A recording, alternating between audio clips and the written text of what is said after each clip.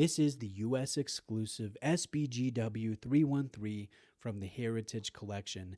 Now, this is a recent Grand Seiko release that features the iconic 44GS case design, a hand-wound 9S64 mechanical movement, and a stunningly pretty pink Han Ami inspired texturized dial.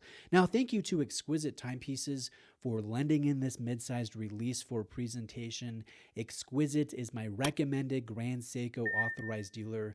They're family owned, they have a huge selection of Grand Seiko, and they're located in Naples, Florida. Definitely reach out if you are looking into any Seiko or Grand Seiko model, and feel free to tell them that Bruce sent you over. Now let's take a good look at this dial under the macro lens. I seem to say this in every Grand Seiko video, so I will say it again. Grand Seiko has amazing dial work. There is an impressive amount of attention paid to every detail, and I think it really shows under magnification, under scrutiny. The overall execution is top level. Now, the dial is slightly reflective, and I do enjoy the fact that there is no superfluous text found below the hand stack that's added in just for tradition's sake. I think this is balanced. I think this is clean. The dial has a defined texture that emanates from the hand stack, and the color is the best part about the watch. Some watch fans may say that this vibrant pink is just too feminine for men to wear, or perhaps its placement in a 36.5mm 44GS case makes it a distinctive ladies' piece. But to those points, I would strongly disagree with. I absolutely love this dial color. I think it is beautiful, and kudos to Grand Seiko for branching beyond the traditional in terms of the tone, in terms of the texture. They really don't shy away from boldness as a brand, and that's something that I admire. Though I would say that this is not a watch that you would want to wear on a daily basis, not because of how capable it is or its water resistance or anything like that, but just because it doesn't match a wide range of clothing colors. But if you wear a lot of simple white, black, or grays, or even some complementary colors to pink, I think this is an exciting watch to wear. Now, the other part about this not being marketed to one specific gender comes down to the case.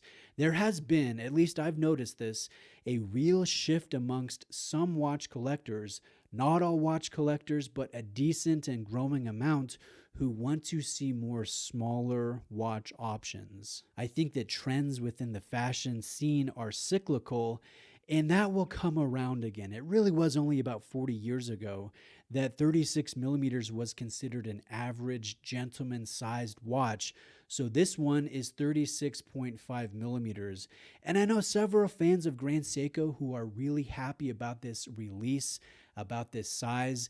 And I want to ask you, are we starting to see a wider market shift back or cycling back to more traditional sizes? I think we certainly could be, though to what extent remains to be seen.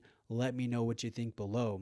Now, I do think this watch is for anyone who likes the size and likes the color, regardless of gender. I showed this to my wife, and she told me she thinks it's a little bit too large for her taste, even though when she put it on, I really like the look of it on her wrist. And then when I put it on, if I'm honest, it's a bit below my own size preference, but certainly doable. Now, to be clear, I am not advocating for all 40mm 44GS cases to be scaled down, but I do think that a good 36.5mm release like this one, sprinkled in here and there, will be very well received in the market. Now, you might wonder how this one compares to the well-known Shunbun Spring Drive. That's another cherry blossom inspired dial from Grand Seiko. And fortunately, I have had hands-on with that one. This 313 it's a lot deeper and more saturated than the Shunbun. Truth is, I find this one more compelling than the extremely subtle nature of that Shunbun. That one only displays the faintest hint of pink, which is beautiful, but I kind of like how Grand Seiko has really leaned into the color here. with this 313. Now, within the case, this 44GS case is the 9S64 mechanical caliber.